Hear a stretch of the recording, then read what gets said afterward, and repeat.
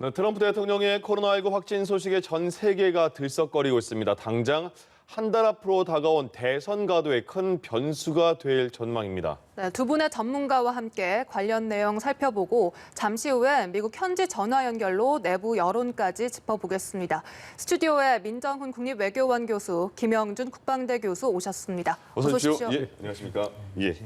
깜짝 놀랐습니다. 예.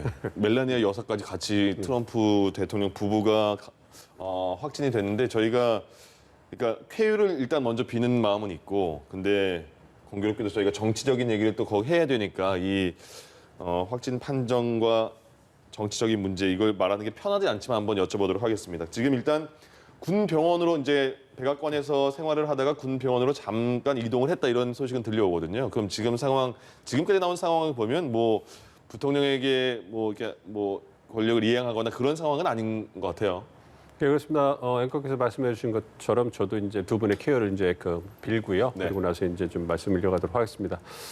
말씀해 주신 것처럼 그렇게 심각한 상태는 아니다 이렇게 볼 수 있을 텐데요. 좀 예. 지켜봐야 될 것 같습니다. 왜냐하면 대통령이라는 분의 어떤 건강 상태에 대해서 굉장히 신중한 모습을 보이는 것이 그게 이제 그 정치적 외교적인 그런 모습이기 때문에 예. 그 주치가 얘기하는 거에 대해서 얼마만큼 신뢰해야 될 것인 할 수 있을 것인가에 대해서는 저희 좀 지켜봐야 될 것 같고요. 그렇지만 지금까지 나온 정보에 따르면 트럼프 대통령이 가벼운 증상을 보이고 있지만 일상생활을 한다든가 치료에 있어서 굉장히 어려움을 겪는 이제 고령에다가 이제 비만이기 때문에 코로나19 관련해서 고위험군에 속한다 이런 예. 얘기도 있지만 그래도 그 대통령이기 때문에 그 건강 관리에 있어서 꾸준히 관리를 해왔기 때문에 네. 그런 부분에 있어서는 이제 치료라든지 대응에 있어서 신속하게 이루어질 거라고 보고 있습니다. 그렇지만 또 보다 더 확실한 치료를 위해서 군 병원으로 이송된 거 아닌가 생각을 하고 있기 때문에 예. 그렇게 심각한 상황은 아니다 이렇게 생각을 하지만 지켜봐야 될 것 같습니다. 네, 트럼프 대통령이 1946년생이고 몸무게가 110kg 정도 된다 이렇게 나오고 있어요. 그래서 너무 고위험군 아니냐 이런 우려가 있는 상황이긴 한데 지금 이 코로나19 확진이 되면서 트럼프 대통령의 대통령 입지에 대한 어떤 변화도 예상을 해야 되나요?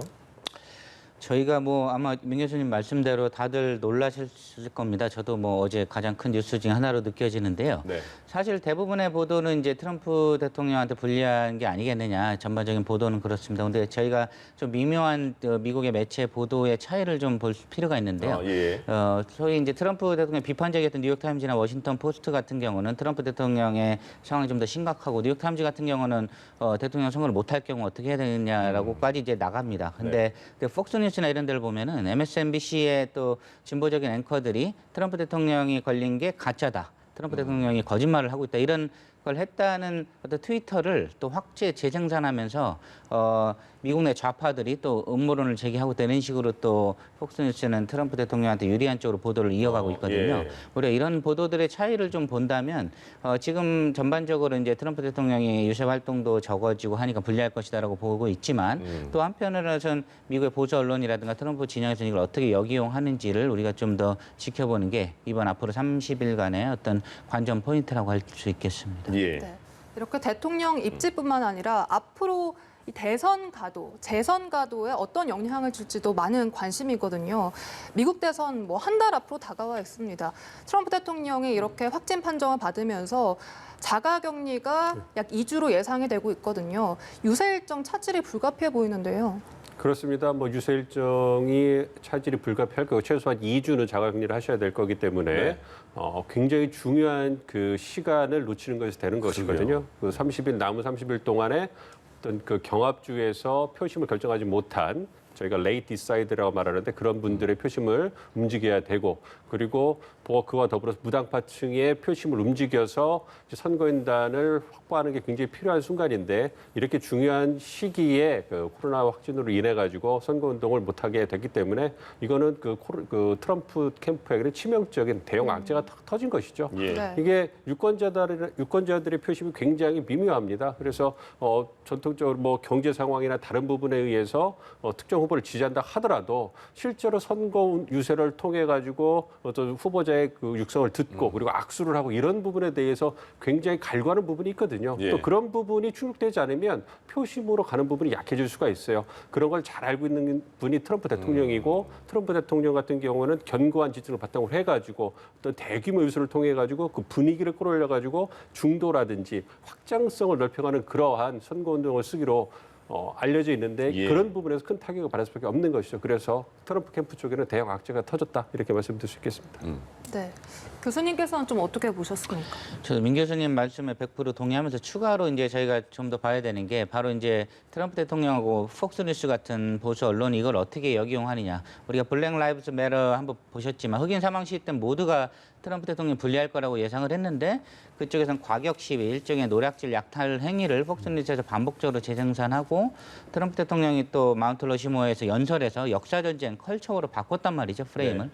지금 민 교수님 말씀에 거의 대부분이 다 동의할 거고 저도 동의하는데 전반적으로 선거 유세에 치명적일 수 있지만 동시에 트럼프 대통령이 이제 환자잖아요. 사실 확정이 되면 예. 지금 트럼프 대통령처럼 이제 걸려서 사망을 했던 사람 미국 20만 명이 넘는단 말이죠. 근데 만약 어떤 좌파 진보 지식인들이 트럼프 대통령에 대한 확진에 대해서 조롱을 한다거나 계속 어떤 음모론을 제기한다거나 잘 됐다고 쌤통이라고 얘기를 한다거나 이런 식의 보도들이 일부 있는데 이거를 계속 확대 재생산하면서 어떤 동정심이라든가 이런 것들을 자극할 수 있다는 거죠. 저희가 이제 그런 부분을 아예 배제할 수는 없기 때문에 그런 부분들을 우리가 한번 지켜보면서 실제 선거의 결판이 나는 부분은 이제 스윙 스테이트의 중도층 일부잖아요. 사실 미국 대통령을 결정하는 건 그 몇 개 주의 소수 인구가 결정을 합니다. 그 예. 표심의 병향을 우리가 한번 봐야 되겠습니다. 예. 그러니까 저희가 초반에 말씀드렸던 것처럼 일단 확진을 판정받았으니까 K를 서로가 빌어주는 게 공정한 승부에 되게 중요한 것 같고요. 거기에서 말씀하신 것처럼 조롱하거나 이렇게 하면 역효과가 당연히 날 것 같기도 한데 근데 사실 그런 바이든 입장에서는 지금까지 트럼프 대통령이 방역에 대해서 많이 소홀했다 이런 걸로 많이 공격을 했었고 실제 그런 발언을 많이 했고요. 마스크도 안 쓰고 마스크 벗어라까지 말을 했잖아요. 그래서 공세 그 기회는 바이든한테는 된 것 같긴 해요.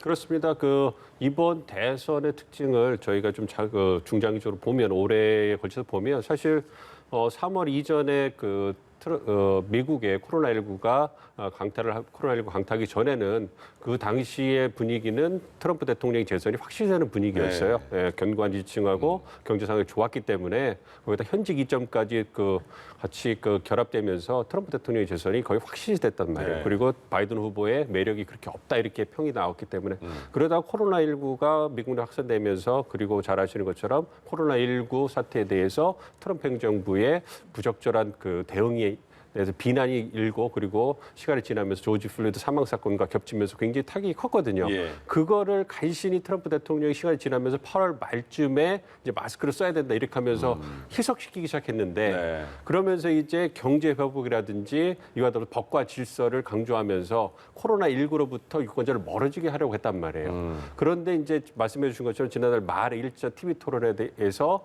바이든 후보는 세상에서 가장 큰 마스크를 쓰고 다니는 겁쟁이 같은 이런 식으로 공격을 했는데 예. 확진이 돼버렸잖아요. 그러니까 지금까지 트럼프 캠프에서 했던 유권자들을 코로나19로 멀어지게 했던 그런 노력이 다 물거품이 돼버린 거예요. 그러니까 그 부분에 대해서 견고한 지지층은 여전히 트럼프 대통령을 동정하고 지지를 하겠지만 예. 아까 말씀드린 것처럼 확장성에 있어서는 유권자들이 다시 한번 생각해 볼 것이다. 즉 중도층, 그다음에 표심을 결정하지 못한 분들의 어떤 결정에 있어서 코로나19가 다시 부각되는 상황이 될 수 있기 때문에 그러한 부분을 우리가 지켜봐야 될 것 같습니다. 그 경합주에서 따오지 못하면 대의원의 표를 따오지 못하면 정말 그 패배가 되는 거잖아요. 그러면 이제부터 트럼프 대통령은 지금 한 2주 정도는 최소한은 백악관에 있거나 아니면 병원을 오가면서 격리 상황일 텐데 그럼 트럼프의 대선 선거 방식은 어떻게 바뀌게 되는가 이게 궁금한데요.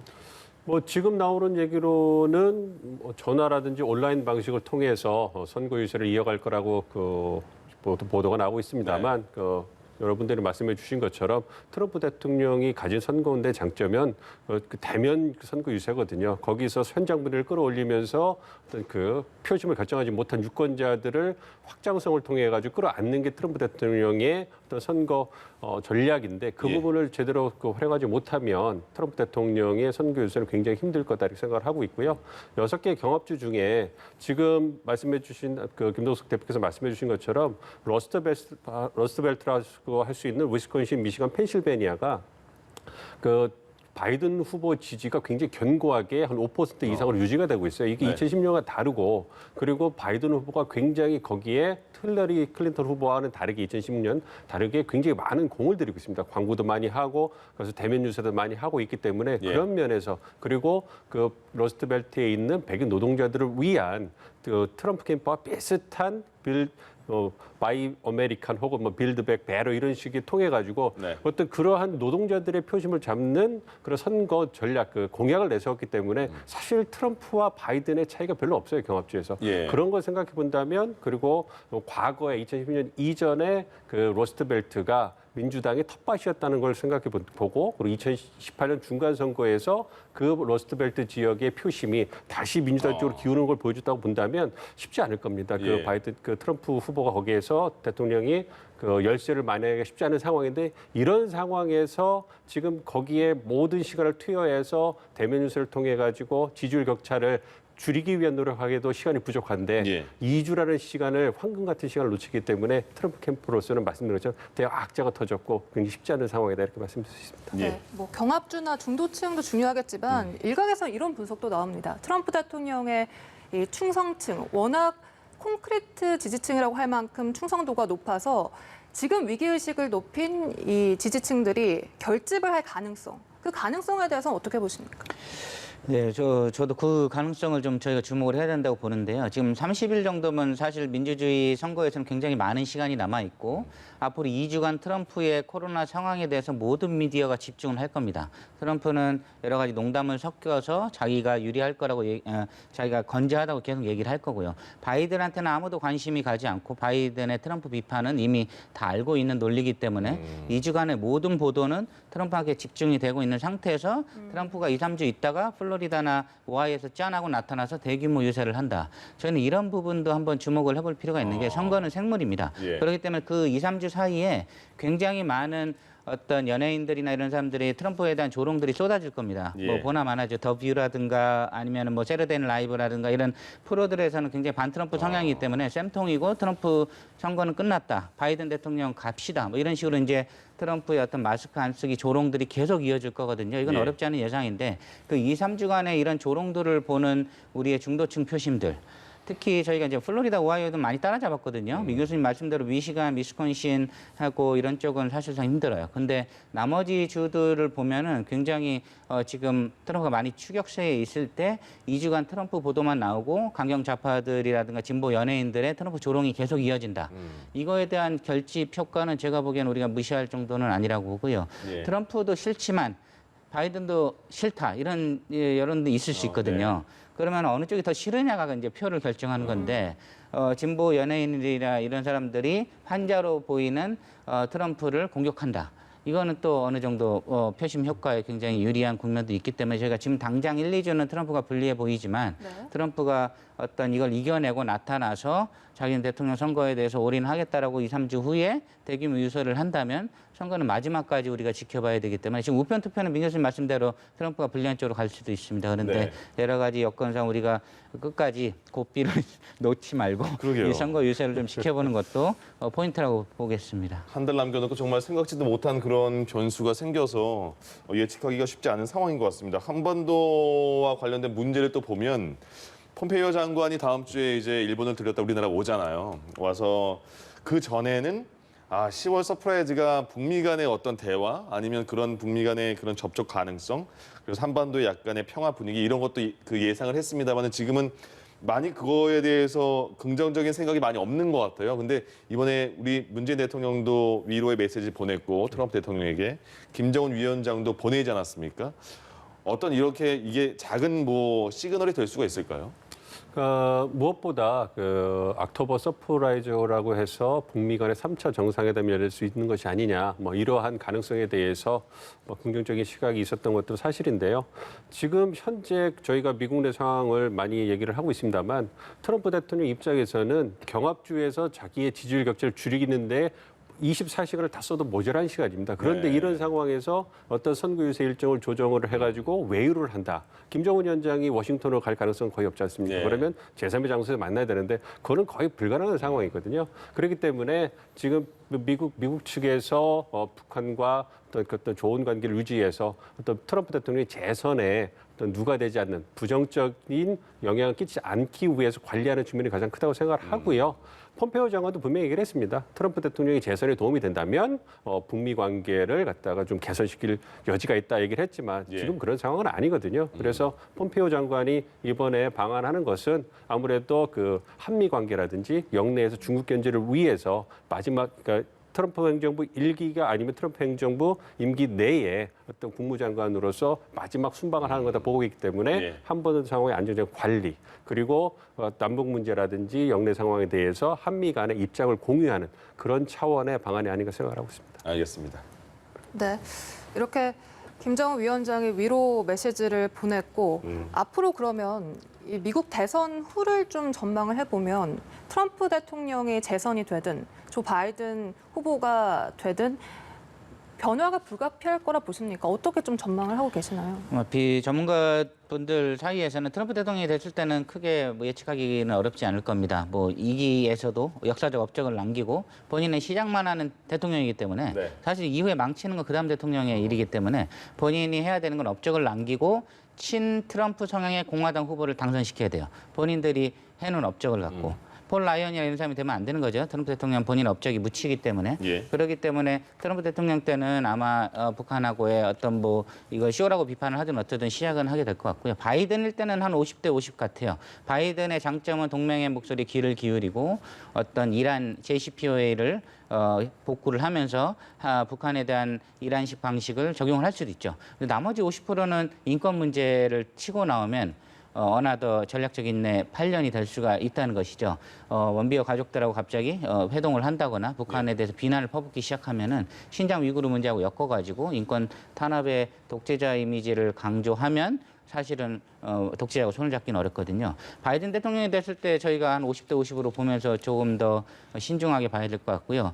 문재인 정부에서는 그런 것들을 초반에 몇 달 사이에 결정이 되기 때문에 2월 대통령 취임 전에 지금부터 계속 물밑 접촉을 해서 바이든 캠프가 인권 탄압 이슈보다는 이란식 핵협상을 적용할 수 있도록 노력을 해야 될 것이고요. 트럼프 대통령이 됐을 때는 그래도 나름 수월하게 가는데 지금 종전선언에 관한 노력을 뜬금없이 하는 이유가 네. 사실상 트럼프 대통령이 될지 안 될지 모를 때 지금 사실 몸값이 좀 적을 때 우리가 노력을 해서 얻어내야 되거든요. 사실 트럼프 대통령이 당선이 되고 나면 예. CVI, FFV들 그냥 이어가면서 사실상 우리의 귀를 기울일 가능성이 적습니다. 지금 트럼프 대통령의 당선 확률이 그래도 뭐 적다고 봤을 때 우리 정부에서 그런 노력들의 종전선언 저희가 봤을 때 옥토버 서프라이즈가 북미 대통령이 만나는 것도 서프라이즈지만 네. 종전선언에 대해서 긍정적으로 검토해 볼 수 있다는 정도의 트럼프 대통령 트위터만 나와도 이것도 서프라이즈인 거거든요.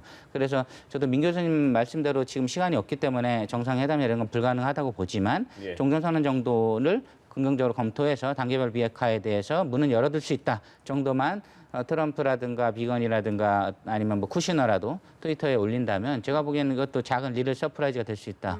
그래서 우리는 아직 좀 더 주목을 해볼 필요는 있다 그렇게 봅니다. 알겠습니다. 그럼 민 교수님, 이게 종전선언이라는 거에 대해서 많은 기대를 갖고 있는 건 사실입니다만은 지금 과연 반응을 미국이 어떻게 해줄지도 모르겠고 북한도 어떻게 해줄지도 모르겠고요. 그리고 만약에 트럼프 대통령 재선이 만약에 됐다, 그 이후에 과연 북미 간의 문제와 한반도의 평화 그리고 종전선언 여기에 대한 트럼프 대통령이 느끼기에 추가로 그 메리트가 있는 그런 분야인지 그것도 궁금해져요. 그 종전선언 얘기는 그 문재인 대통령께서 유엔 그 총연설에서 그러니까 그 교착 상태에 있는 남북 관계라든지 한반도 평화 프로세스를 진전시키기 위한 노력의 일환으로 말씀하신 거고요. 네. 그리고 종전선언이라는 것은 그 작년에 하노이 회담에서 어떤 그 북한과 미국 간의 상응 조치 하나로 거론이 된 겁니다. 예. 그렇기 때문에 우리 정부에서 생각했을 때는 종전선언이 아무래도 미국 측이 생각할 때 가장 그나마 수월하게 그 합의를 해줄 수 있는 것이고 그리고 북한 쪽에서 정치적으로 어떤 체제 안전 보장이 있어서 어떤 명분을 쌓을 수 있는 그러한 좋은 출발점이기 때문에 거론하시라고 생각을 하고요. 최근에 국무부에서 얘기한 것처럼 이 종전선언이라는 것은 큰 틀에서 비핵화 프로세스에 있어서 미국과 북한이 주고받는 거에서 하나의 카드일 뿐이다 이런 얘기를 했거든요. 예. 이 얘기는 대선 이후에 바이든이 당선이 되든 트럼프가 재선이 되든 간에 어쨌든 북미 양자 협상을 중심으로 한 그러한 대화 모드가 다시 재개될 거라고 예상을 하고 있기 때문에 그거를 대비해서 이제 우리 정부가 남북관계를 관리하고 이제 보다 촉진자 역할, 조정자 역할을 하기 위해서 먼저 나서고 있는 것이죠. 예. 그리고 바이든이 당선될 경우에 새로운 행정부가 들어오면 아무래도 협상팀 구성의 시간도 걸릴 것이고 입장도 다르기 때문에 뭔가 좀 교착 상태가 길어질 수 있거든요. 그러면 그게 어떤 돌발 상황이라든지 북한의 전략적 고려에 의해서 뭔가 좀 심각한 상황이 벌어질 수 있기 때문에 그러한 부분에서 우리가 먼저 나서서 관리해야 하는 그런 입장이 강하다 생각을 하고 있습니다. 그래서 예. 일단 한국과 미국 간의 입장을 조율해서 북한에게 계속 대화를 하자. 우리가 지켜보고 있다는 메시지를 긍정적인 메시지를 던져주고 북한이 화답하기를 기다리는 거다. 이렇게 생각하고 있습니다. 네, 예. 알겠습니다. 미국 대선 판세부터 그 이후 상황까지 전망해봤습니다. 민정훈 국립외교원 교수, 김영준 국방대 교수와 함께했습니다. 고맙습니다. 고맙습니다. 예, 고맙습니다. 감사합니다.